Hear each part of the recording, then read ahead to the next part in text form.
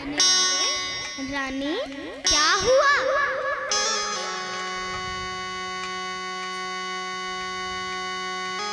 कैकई ने कहा, महाराज आप तो बड़े कपटी हैं। दशरथ जी ने कहा, कैकई आज तुम कैसी बातें कर रही हो? आज तुम कैसी बातें कर रही हो? कैकई बोली, आपको याद है कि मैं युद्ध में आपके प्राण बचाकर लाई थी? फिर आपने हमें 2 वर दिए थे, वो वर हमारे वापस कर दो। लेकिन वो वर लेने से पहले आपको राम की सौगंध लेनी पड़ेगी। दशरथ जी ने कहा, रे रानी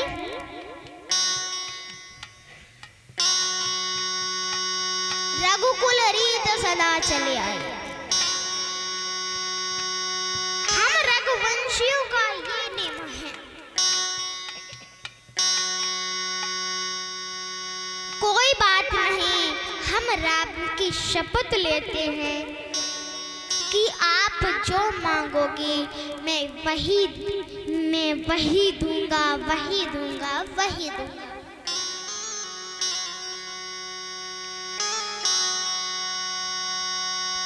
कैकई बोली, महाराज पहले आप ननिहाल से भरत को बुला लीजिए, भरत का राज तिलक करवा दीजिए और राम को 14 वर्ष के लिए वनवास। जैसे ही महाराज दशरथ ने सुना, मूर्छित होकर गिर पड़े। बोले, हे रानी ये तूने मुझसे क्या मांग लिया?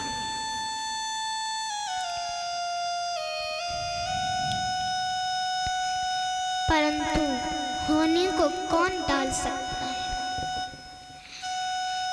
सुबह हुई, राम जी नित्य प्रति की तरह राम दशरथ जी के कक्ष में प्रणाम करने के लिए गए, लेकिन आज राजा अपने कक्ष में नहीं थे। पूछा, कहाँ गए हैं? बोले, कोप भवन में कैकई के साथ। राम जी दौड़े दौड़े गए, कोप भवन में जाकर के देखा माँ ऊपर बैठी है और पिता की हालत बड़ी खराब है।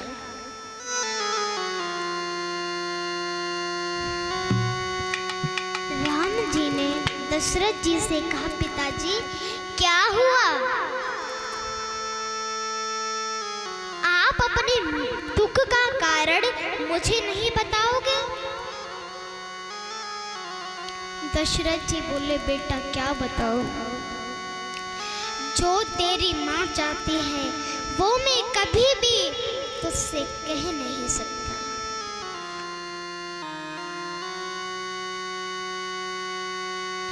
राम जी कैकई माँ के पास बोले, माँ आप बताओ पिताजी किस दुख के कारण उनकी ये हालत है, आप बताओ माँ।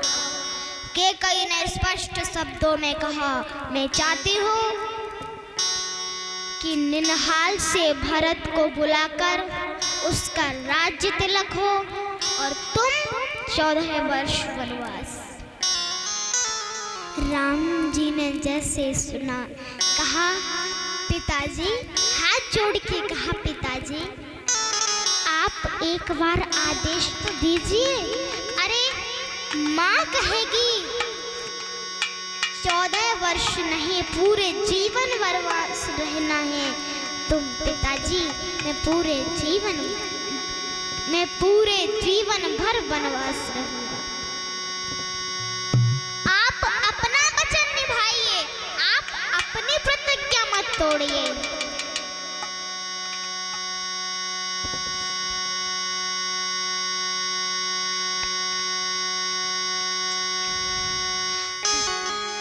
राम जी ने कहा, मैं वनवास जाऊंगा। मेरी माँ कैकेयी इतना प्रेम करती है मुझसे। ये माँ का श्राप नहीं, इनका आशीर्वाद है। बस बिना आज्ञा लेकर चल पड़ी। और जब चलने लगे तो सीता जी ने कहा, प्रभु कहाँ जा रहे हैं? राम जी ने सब बात बताई। सीता माँ ने कहा, प्रभु मैं भी आपके साथ चलूंगी। राम जी ने कहा, लेकिन सीता तुम महाराज जनक की पुत्री हो, तुमने जीवन भर सुख सुविधा ऐश्वर्य देखा है। कहाँ कंकड़ों में, कहाँ वनवासों में मेरे साथ जाओगी? सीता जी ने कहा, प्रभु जहाँ आपके चरण रहेंगे वही मेरा सुख है।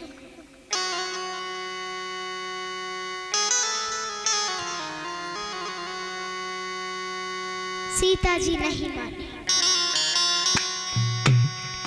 लक्ष्मण जी को पता चला। लक्ष्मण जी ने कहा, प्रभु आप अपने दास को कैसे भूल सकते हो? ये दास आज तक आपकी सेवा में रहा और वनवास की बारी आई तो आप मुझे छोड़ के जा रहे हो। प्रभु मैं भी आपके साथ चलूंगा। नहीं नहीं लक्ष्मण, तू पिता की सेवा कर, अपनी माँ की सेवा कर। कौन है इनके पास? भरत भी नहीं है, शत्रुघ्न भी नहीं है। तू इनकी सेवा कर, अपनी माँ की सेवा कर। लक्ष्मण जी माँ सुमित्रा के पास आई और हाथ जोड़ के कहा, माँ एक तरफ मातृभक्ति है और दूसरी तरफ मेरे भाई, मेरे प्रभु हैं, मेरे इष्ट हैं। माँ आप बताओ, माँ आप कहोगी लक्ष्मण चला जा तो मैं चला जाऊंगा, और माँ आप नहीं कहोगी तो मैं नहीं जाऊंगा। श्रोताओं, इतिहास में एक पहली माँ हुई जिसने लक्ष्मण से कहा, बेटा कहने में तो कष्ट है, लेकिन मैं ये कह रही हूँ कि राम अयोध्या के प्राण हैं, राम अयोध्या के रत्न हैं। भले ही इन 14 वर्षों तक राम को कुछ नहीं होना चाहिए तेरे जीते जी। तू साथ जा, ये तेरी माँ कहती है। और अपने भाई के प्रति अपने मन में कभी द्वेष मत लाना, सपने में भी द्वेष मत लाना। सुन और सुन लक्ष्मण, तेरे भैया राम के साथ तेरी भाभी सीता भी जा रही है। अगर उनके प्रति अगर तूने गलत सोचा तो बेटा तेरा जीवन खराब हो जाएगा।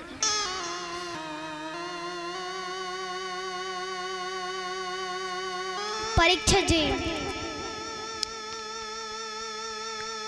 माँ सुमित्रा ने जो लक्ष्मण जी को उपदेश दिया है वो बड़ा ही सुंदर है। अब राम जी, लक्ष्मण जी, सीता मैया ने तीनों ने तपस्वी का भेष बना लिया और कैकेयी माँ से कहा,